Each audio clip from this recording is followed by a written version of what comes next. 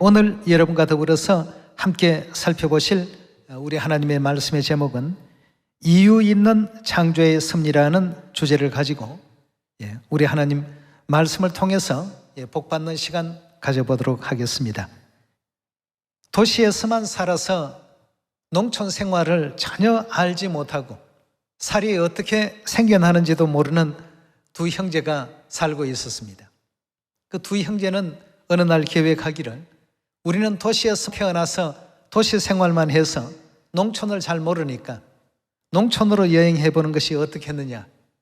그래서 형과 아우는 농촌이라는 곳이 도대체 어떤 곳인지, 뭘 하는 곳인지, 어떤 사람들이 사는 곳인지를 한번 경험해 보기 위해서 농촌 여행길에 나섰습니다. 근데 얼마 가지 못해서 이상한 사람들의 이상한 행동을 보게 되었습니다. 여러 사람들이 넓은 어떤 땅을 사정없이 곡괭이질하고 또 쟁기질하면서 땅을 막 뒤집어 엎는 것입니다. 도시에서는 못 보던 광경이었기 때문에 신기하다는 듯이 계속해서 그 광경을 지켜보았습니다. 왜 저렇게 땅을 뒤집어 엎을까? 두 형제는 이유를 알지를 못했습니다. 그러다가 얼마 뒤에는 밀 씨앗을 쟁기질 해놓은 거기다가 막 버리는 겁니다. 저 아까운 밀을 왜 저렇게 땅에다가 버릴까? 정말 참 이제까지 한 번도 경험해보지 못한 이상한 현상들만 전부 보았기 때문에 나는 이 이상한 동네는 하루라도 살지 못할 것 같아 해서 형은 도시로 다시 돌아가고 동생은 참 이상한 일이다. 그렇지만 이왕 여행을 계획했으니까 끝까지 봐야 되겠다고 남았습니다. 근데 얼마간의 시간이 지나고 나니까 흙을 뒤집어 엎고 땅을 파헤쳐 놓고 했던 그 넓은 들판에 아주 새파란 이삭들이 싱싱하게 자라나기 시작했습니다. 온 천지가 다 풀어넣었던 이삭으로 가득히 채워졌습니다. 동생은 그 광경을 보고 너무나도 놀랐습니다. 야, 이게 참 신기한 현상이다. 이런 일이 있을 수가 있을까? 이렇게 해서 도시로 돌아갔던 형에게 편지를 보냈습니다. 나는 여기서 너무 놀라운 기적을 지금 보고 있다. 형과 내가 보았던 그 황량했던 들판에 싱싱한 잔디가 온 대지를 다 지금 뒤덮고 있다. 한번 와서 봐라. 너무 참 신기하다 말이야. 이렇게 해서 이제 도시로 돌아간 형이 다시 돌아왔습니다. 아니, 그 황량했던 땅이 어떻게 이렇게 풀어넣었던 양탄자를 깔아놓은 듯이 이런 세상으로 바뀔 수가 있는가 말이죠. 너무나도 또 놀랐습니다. 그러다가 두 형제가 거기에서 얼마간의 시간을 또 보내고 보니까 이제는 그 풀었던 들판이 황금빛으로 바뀌기 시작했습니다. 그 광경을 보고는 그들은 또다시 놀랐습니다. 놀라운 일이다. 어떻게 그 초록의 식물들이 이렇게 황금빛으로 바뀔 수가 있을까? 누가 이렇게 물감을 칠한 것도 아니고 참 너무나도 놀랍고 신기하다고 생각하면서 지켜봤습니다. 근데 또 얼마 지나지 않아서 농부가 또 와서 그걸 낯을 대고 막 그냥 망가뜨리기 시작해요. 두 형제의 눈에 그렇게 보였을 뿐이지 실상은 농부들은 추수를 했던 것입니다. 힘들게 길렀던 그 아름다운 식물들을 계속 그냥 두지 아니하고 사정없이 다 망가뜨리는 것을 보고 두 형제가 또 깜짝 놀랐습니다. 아니, 그 기르는 것도 어려운데 어떻게 그걸 저렇게 다 망가뜨릴 수가 있을까? 형은 그 광경을 보고 나는 도저히 이 농촌 이해를 못하니까 여기 이상한 사람들과 더 이상 섞여 살고 싶지 않다 하고 이제 왔던 도시로 다시 돌아가 버렸습니다. 동생은 가만히 생각하면서 이왕 시작한 여행이니까 끝까지 한번 지켜보자 말이에요. 이렇게 하면서 그들이 탈곡을 하고 그 탈곡된 밀이삭을 부대에 넣고 하는 이 모든 일을 이제 옆에서 도와주기 시작했습니다. 창고에 수확한 밀들을 저장하면서 동생은 씨앗을 뿌리고 밀을 거두고 하는 일에 크나큰 경외감을 느끼기 시작했습니다. 그리고 그들이 이제까지 이해하지 못했던 농부가 하는 일에 대해서 이해가 되었던 것입니다. 왜 그렇게 땅을 헤집어 엎고 거기다가 그 좋은 밀들을 막 버렸는지, 그리고 왜 밀들을 다 망가뜨렸는지. 망가뜨린 게 아니고 낯을 대고 수확을 한 건데 말이죠. 농사 짓는 생활들을 단 한 번도 경험해 보지 못한 두 형제이다가 보니까 그들의 눈에 그렇게 보였지, 농부들은 항상 그런 생활을 반복하면서 생활하고 있다는 것도 이제 알게 되었던 것입니다. 그리고 농부들이 이제까지 왜 그런 행동을 했는지 깨닫게 되었고, 농부들의 그 모든 행동에 대해서 이해할 수 있는 그런 단계가 되었다고 합니다. 이와 마찬가지로 우리가 하나님의 일을 바라볼 때에도 하나님께서 하시는 일은 우리 인류 인생들이 단 한 번도 본 적이 없었던 일입니다. 근데 한 번도 보지 못한 이 일에는 다 이유가 있었습니다. 농부가 땅을 헤집는데도 이유가 있었고, 씨앗을 뿌리는데도 다 이유가 있습니다. 우리가 하나님께서 하시는 일들을 모르고 하나님의 일을 대할 때에는 하나님이 계신데 왜 이렇게 할까? 우리 판단과 기준으로서 하나님을 이해하려고 한다면 이해하지 못하는 상황들이 너무나도 많습니다. 그 중에도 여러분들이 잘 아시는 출애굽 당시에 홍해 바다로 하나님께서 이스라엘 백성들을 인도하신 일들, 얼마든지 육지도 많이 있었는데 홍해 앞에 와서 절망적인 어떤 상황을 맞이하게 만들었습니다. 왜 그렇게 했을까? 또 가나안 땅까지 가는 그 과정에는 좋은 어떤 땅들이 많이 있는 입장이었습니다. 그러나 하나님께서는 광야길을 택해서 그들을 인도하신 일들, 매 순간순간마다 이해가 되지 않는 부분들이 너무나도 많습니다. 그러나 끝까지 다 지켜보고 나니까 어떻습니까? 농부의 이제까지 행해왔던 그 일들이 전부 이유 있는 일들이었다는 사실을 동생이 느꼈던 것처럼, 지금은 우리가 다 이해하지 못하지만 이후에는 하나님께서 왜 그 당시에 그렇게 하셨는가 하는 것에 대한 이해를 충분히 할 날들이 반드시 오게 될 것입니다. 그래서 믿음은 언제까지 가져야만 구원을 받는다고 했죠? 끝까지. 중간에 형처럼 이것도 이상하다고 가버리고 이렇게 하는 사람에게 있어서는 영원히 그 섭리에 대한 것을 이해할 수가 없습니다. 끝까지 있어 보니까 농부가 했던 그 모든 행동 하나하나가 전부가 이유가 있었구나 말이죠. 하나님께서 하시는 모든 일들에는 뭐가 있다고요? 전부 이유가 있었습니다. 하나님은 농부시고 우리는 포도나무에 가지라고 이렇게 성경에도 비유의 말씀이 있지 않습니까? 코로나라는 이와 같은 그 사태도 마찬가지고, 전 세계가 다 만나고 싶은 사람들도 마음껏 만날 수도 없었고, 가고 싶은 곳에 마음껏 갈 수도 없었지만, 영적 농부이신 우리 하나님의 이유 있는 섭리가 반드시 그 속에 계실 것입니다.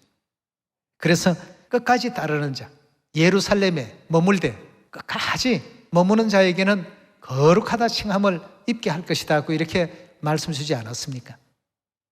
어떤 사람은 경제가 조금 어려울 수가 있고, 어떤 사람은 지식이 좀 부족해서 여러 가지 손해를 보는 수가 있고, 어떤 사람은 믿음이 좀 부족해서 여러 가지 어려움 속에 휘말리는 경우도 있을 것이고, 어떤 사람은 주위에 자신을 힘들게 하는 사람을 통해서 여러 가지 연단의 사이에 있는 사람도 있을 수가 있고, 주위의 어떤 핍박, 여러 가지 내가 원치 않는 어떤 상황들 속에 우리는 살아갈 수밖에 없습니다.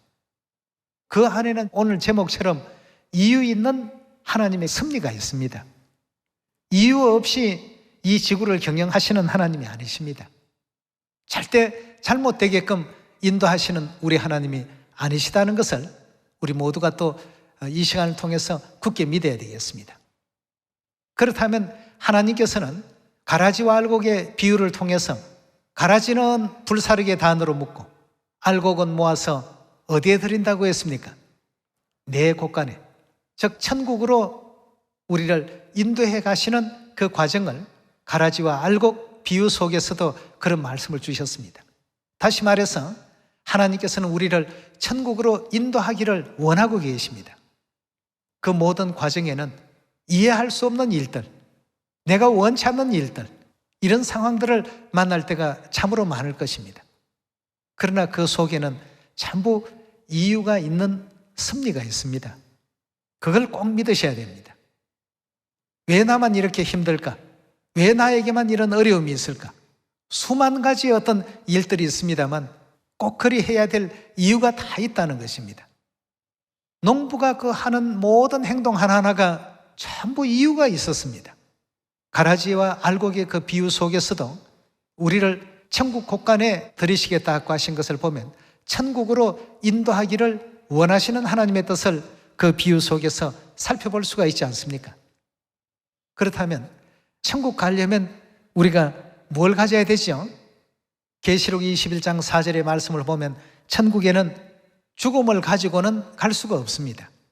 사망이 없는 곳이기 때문에 영생을 가지고 가야 되는데 우리 자녀들에게 영생을 주시기 위해서 하나님께서는 수많은 믿음의 조상들을 세우시고 그 믿음의 조상들이 때로는 우상 숭배, 때로는 하나님께서 기뻐하지 않는 패역한 어떤 행위로 말미암아 전부 또 멸망당하고 후손들이 태어나고 그 후손들이 하나님을 올바르게 믿어서 복을 받고 이런 어떤 내용이 6,000년 내내 계속 반복되고 있지 않습니까?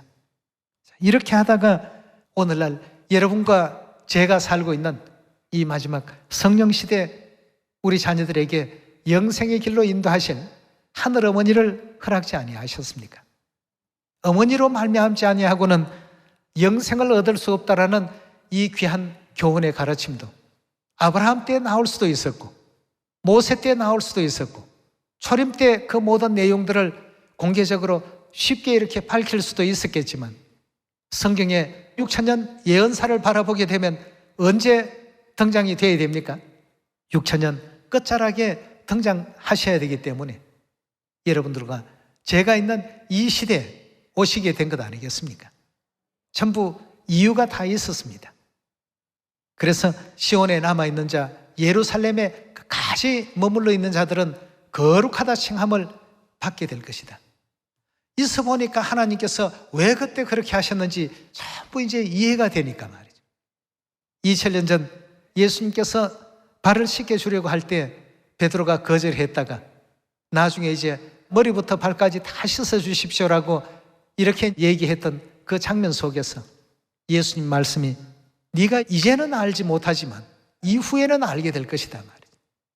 우리가 역시 마찬가지입니다. 하나님께서 인도해 가시는 과정마다 이해가 안 되는 일들이 참 많죠. 하나님이 계시면 이런 것도 이렇게 해주셔야 되고 저런 것도 저렇게 해주셔야 되지 않느냐. 내 생각 속에서 하나님을 판단을 합니다. 그러나 하나님께서는 마침내 우리를 어디로요? 영원한 천국 곳간에 들이시는 것이 하나님의 뜻이고 목적이십니다. 그래서 이 시대에 하늘 어머니를 우리 자녀들에게 알게 해주시고 보내주신 것 아니겠습니까? 오늘 거기에 대한 말씀 요한계시록 4장을 한번 열어서 찾아보도록 합시다. 4장 10절의 말씀 보시면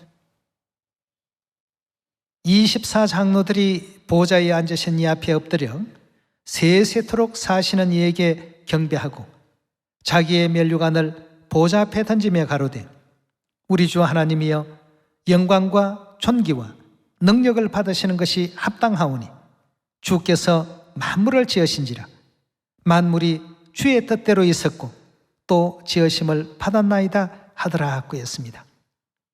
자, 이 말씀을 볼 때마다 너무 은혜가 되고 신비롭습니다. 만물이 주의 뜻대로 전부 있었고 그럼 하나님께서 창조하신 그 섭리 속에는 전부 이유가 있습니다.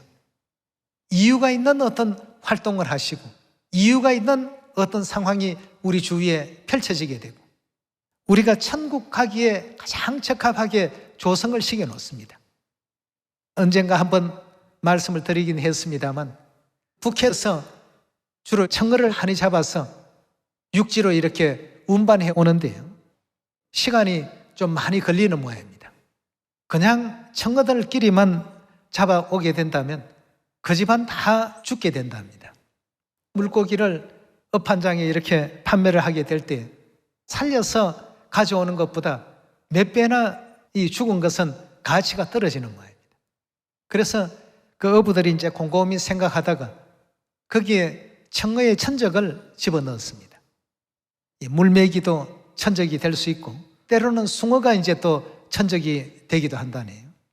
청어와 숭어를 한꺼번에 이렇게 집어넣어서 가지고 오게 될 것 같으면 거의 99%가 죽지 않는답니다. 그런데 천적 없이 그냥 담아서 이렇게 오게 된다면 육지에 도착하기도 전에 그 집안 다 죽어버린답니다. 우리 하나님께서도 우리 자녀들을 하늘 곳간에 다 인도하기 위해서 여러 가지 고난과 어려움들을 때로는 주시는데 하나님께서는 어떤 뜻으로 고난과 어려움을 주신다고 생각하십니까? 이 고난을 통해서 너희가 반드시 천국에는 와야 된다 하는 이 어떤 메시지를 어려움과 고난과 더불어서 함께 주신다는 것을 우리가 꼭 명심을 해야 되겠습니다. 청어 같은 고기만 하나님께서 다 만들어 놓으셨다라고 한다면 사람이 신선한 어떤 해산물을 먹기에는 굉장히 참 어려움이 많았을 것입니다. 천적들이 있기 때문에 고스란히 다 살려서 운반할 수 있는 여건들이 조성이 됐다는 것을 바라보게 된다면 우리 주위에 어려움들이 생길 때 여러분들은 그 어려움 속에 낭망하거나 절망하지 마시고 하나님께서 너는 반드시 살아야 된다, 꼭 천국에 와야 된다 하는 것을 이런 방식으로 표현했구나, 이렇게 또 이해해 주시면 옳지 않겠나 하는 생각이 듭니다. 만물이 주의 뜻대로 있었고 주의 뜻대로 창조되었다라고 하셨는데 그 중에 오늘 이유 있는 창조의 섭리라는 이 주제 속에 하늘 어머니를 우리에게 또 주신 뜻에 대해서도 함께 또 살펴보도록 하겠습니다. 우리 창세기 1장 26절의 말씀 함께 보겠습니다. 하나님이 가라사대 우리의 형상을 따라 우리의 모양대로 우리가 사람을 만들고 그로 바다의 고기와 공중의 새와 육축과 온 땅과 땅에 기는 모든 것을 다스리게 하자 하시고 하나님이 자기 형상 곧 하나님의 형상대로 사람을 창조하시되 남자와 여자를 창조하셨더라 하고 했습니다. 하나님께서 창조하실 때에는 영적 세계의 것을 모델로 해서 하나님의 형상 그대로 사람을 창조하셨더라 하고 했습니다. 남자의 형상과 여자의 형상은 하나님의 형상 그대로입니다. 하나님의 형상 안에 남성의 형상과 여성의 형상이 존재한다는 것 다 알 수 있는 내용 아니겠습니까? 그 남성적 형상의 하나님을 아버지 하나님이라고 인류는 지금까지 부르고 있습니다. 남성적인 형상의 하나님을 아버지라고 부른다면 여성적 형상을 지니신 그 하나님에 대해서는 누가 되어야 되겠습니까? 당연히 어머니 하나님 아니시겠습니까? 예. 근데 이 땅의 아버지의 역할과 어머니의 역할을 잘 보시면 자식을 낳는 일은 아버지는 못합니다. 이 일은 오직 누구에 의해서만 이루어질 수 있습니까? 자녀를 낳는다라고 하는 것은 다시 말해서 생명을 준다는 의미가 되겠습니다. 생명을 주는 일만큼은 어머니에 의해서 이룰 수 있도록 창조를 해놓으셨습니다.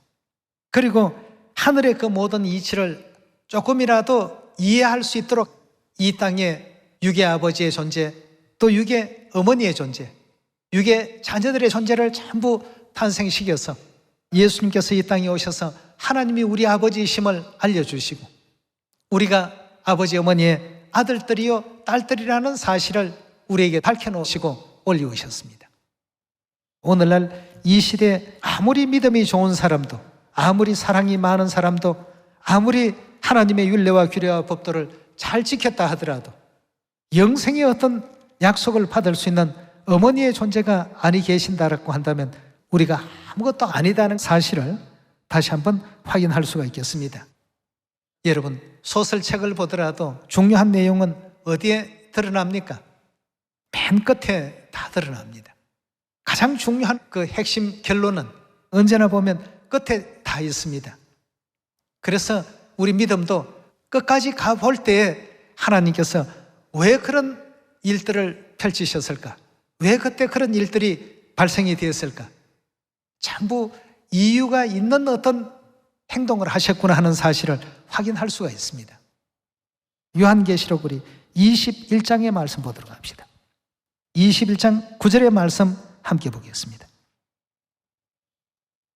7 대접을 가지고 마지막 7 재앙을 담은 7 천사 중 하나가 나와 내게 말하여 가로되 이리 오라. 내가 신부 곧 어린 양의 아내를 내게 보이리라. 여기서 말하는 어린 양은 바로 그리스도를 의미하죠. 그리스도의 아내를 내게 보이리라 하고 성령으로 나를 데리고 크고 높은 산으로 올라가 하나님께로부터 하늘에서 내려오는 거룩한 성 예루살렘을 보였더라 하고 했습니다. 어린 양의 아내, 신부 보여주겠다 하고 보인 것이 결국 거룩한 성 예루살렘을 요한에게 보여주었더라 하고 했습니다.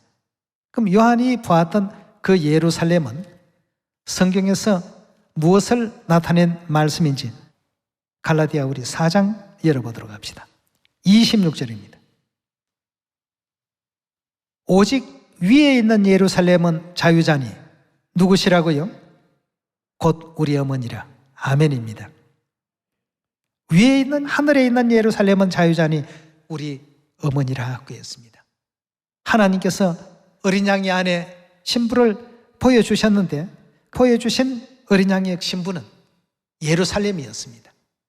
근데 거기서 바로 이렇게 답을 주지 아니하시고 갈라디아 4장과 연결시켜서 위에 있는 예루살렘은 다름이 아닌 우리 어머니를 뜻하고 있다라고 이렇게 성경은 말하고 있습니다.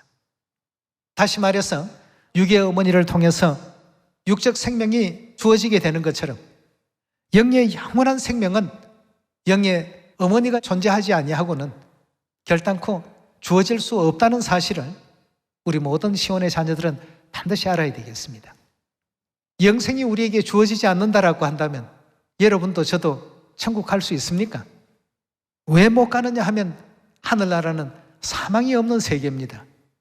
사망이 없는 세계에 영생을 갖지 아니하고 갈 수 있는 사람은 아무도 없습니다.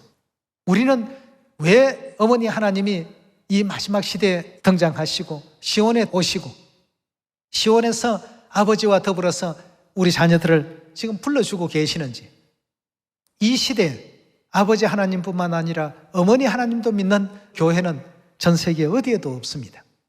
그래서 어머니에 대한 믿음을 사마리아 땅끝까지 우리가 널리 증거하는 데 있어서 초림 때 사도들과 선지자들이 예수님을 증거하는 데 있어서 목숨을 다했던 것처럼 이 시대에도 우리가 그런 믿음의 길을 또 달려가야 될 줄 믿습니다.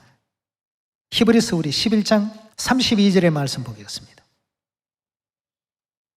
내가 무슨 말을 더하리요? 기드온, 바락, 삼손, 입다, 다윗, 사무엘과 및 선지자들의 일을 말하려면 내게 시간이 부족하리로다. 저희가 믿음으로 나라를 이기기도 하며 의를 행하기도 하며 약속을 받기도 하며 사자들의 입을 막기도 하며 불의 세력을 멸하기도 하며 칼날을 피하기도 하며 연약한 가운데 강하게 되기도 하며 전쟁에 용맹되어 이방 사람들의 진을 물리치기도 하며 여자들은 자기의 죽은 자를 부활로 받기도 하며 또 어떤 이들은 더 좋은 부활을 얻고자 하여 악형을 받되 구차히 면하지 아니하였더라 하고 했어요. 아버지에 대한 믿음 굉장히 참 대단했습니다. 36절의 말씀 보시면 또 어떤 이들은 희롱과 채찍질 뿐 아니라 결박과 옥에 갇히는 시험도 받았으며 돌로 치는 것과 톱으로 키는 것과 시험과 칼에 죽는 것을 당하고 양과 염소의 가죽을 입고 유리하여 궁핍과 환난과 학대를 받았으니 이런 사람은 세상이 감당치 못하도다. 저희가 광야와 산중과 아멜과 토굴에 유리하였나니라. 이 사람들은 다 믿음으로 말미암아 증거는 받았으나 약속을 받지 못하였으니 이는 하나님이 우리를 위하여 더 좋은 것을 예비하였은즉 우리가 아니면 저희로 온전함을 이루지 못하게 하려 하심이라 하고 했습니다. 이들의 믿음도 참 대단하지만 이들은 어머니 하나님을 영접하지 못한 사람들 아닙니까? 알지 못하고 계시로, 환상으로, 비유로 이렇게만 만났던 사람들이고, 여러분이나 저는 하늘아버지뿐만 아니라 하늘어머니도 육체를 입고 오신 하나님을 실물로 만나고 있는 세대에 살고 있습니다. 우리가 아니면 그 믿음이 온전함을 얻을 수가 없게 될 것이다 하고 했습니다. 우리가 뭐 사도들보다 더 나은 점이 있습니까? 이런 어떤 환난과 핍박을 이겨내고 견뎌낸 사도들보다 더 뭐 잘난 점이 있나요? 있다라고 한다면 우리는 어머니를 만났다는 것, 어머니에 대한 믿음을 갖고 있다는 것, 이것에 대한 차이일 뿐입니다. 자, 이래서 하나님께서는 어머니 하나님을 믿는 사람들에 대해서는 약속의 자녀라고 이렇게 표현을 주셨는데요. 그 약속은 다름 아닌 영원한 생명 아니겠습니까? 어머니가 계셔야 진정한 생명이 주어집니다. 어머니가 이 지상에 없다라고 한다면 이 지구는 결단코 생명의 어떤 세계가 될 수가 없습니다. 어머니가 계셔야 됩니다. 갈라디아 4장 28절의 말씀 살피겠습니다. 형제들아, 너희는 이삭과 같이 약속의 자녀라. 그러나 그때 육체를 따르는 자가 성령을 따르는 자를 핍박한 것 같이 이제도 그러하도다. 그러나 성경이 무엇을 말하느뇨? 계집종과 그 아들을 내어 쫓아라. 계집종의 아들이 자유하는 여자의 아들로 더불어 유업을 얻지 못하리라 하였나니라. 그런즉 형제들아, 우리는 계집종의 자녀가 아니요 자유하는 여자의 자녀니라 하고 했습니다. 여기 계집종의 자녀 이스마엘과 자유하는 여자의 자녀 이삭에 대한 그 내용을 하나님께서 비유로 등장시켜서 우리가 이삭과 같은 약속의 자녀라고 이렇게 일러주셨습니다. 이삭은 장자의 명분을 가질 조건이 없었습니다. 이미 아브라함의 장자는 이스마엘이었으니까 말이에요. 그러나 하나님께서는 아브라함만으로는 충족될 수가 없단 말이죠. 사라로 말미암지 아니하고는 절대 장자가 될 수 없다. 그렇다면 오늘날 여러분, 아브라함의 자녀이면서 또 누구에게서 태어난 자가 될 때에 약속의 자녀가 된다는 뜻입니까? 아버지에 대한 믿음도 우리가 철저히 가져야 되지만 누구에 대한 믿음도요, 반드시 사라의, 즉 어머니의 자녀가 꼭 되셔야 됩니다. 그럼 어머니의 자녀가 되는 데에는 다른 조건이 없습니다. 이삭이 뭐 머리가 좋아서 장자로 세운 것도 아니고 다른 어떤 육적인 조건이 훌륭하기 때문에 그 자리에 세운 게 아닙니다. 오직 어머니의 자녀라는 그 한 가지 이유 때문에 장자가 되었고 유업자가 되었고 아브라함의 그 가정의 모든 유업을 물려받을 수 있는 그 위치에 서게 된 것 아니겠습니까? 오늘 이 시간을 통해서 전국 전 세계에 있는 우리 시온의 모든 자녀들이 아버지뿐만 아니라 어머니에 대한 믿음도 굳건히 지켜갈 수 있는 신앙들이 다 되어야 되겠습니다. 이 세상 모든 만물을 창조하실 때는 이유 있게 창조를 해놓으셨습니다. 그 섭리에는 전부 이유가 있습니다. 마치 비유 속에 나왔던 그 두 형제처럼 세상은 하나님께서 하시는 그 일들을 잘 모릅니다. 잘 알지 못하고 일상에서 모든 일들이 당연한 것처럼 봤는데 한 가지 한 가지 짚어보시면 그 속에는 다 어떤 의미가 있다는 것 다시 한번 마음에 깊이 또 새겨서 올 한 해도 이런 하늘 어머니를 세상 마음껏 우리가 증거하고 자랑하면서 어떤 어려운 환난이 있고 고난이 있다 할지라도 그걸 구차히 면하려고 하는 것보다는 오히려 그 고난을 통해서 하나님의 축복을 더 많이 받을 수 있는 우리 하늘 자녀들이 다 되어야 될 줄 믿습니다. 오늘 이 말씀에 은혜 있기를 바라면서 말씀 마칩니다. 감사합니다.